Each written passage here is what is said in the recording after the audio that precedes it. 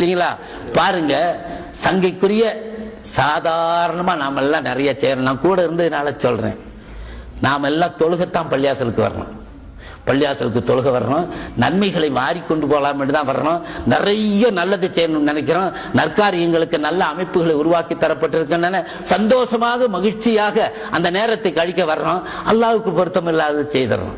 என்னன்னு கேட்பீங்க, பாங்கு சொல்ற நேரத்தில் பேசுறது இருக்குங்களேங்க, ரொம்ப கெட்டது.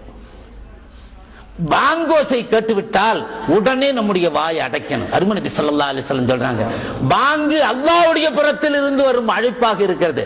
அல்லாஹ்வுடைய சார்பிலே அங்கே முஅத்தின் பாங்கு சொல்கிறார். அவர் பாங்கு சொல்லும் நேரத்தில் அல்லாஹ்வுடைய அழைப்பு வருது, ஹாமூஷ், எல்லாம் சைலன்ஸ் ஆகணும்.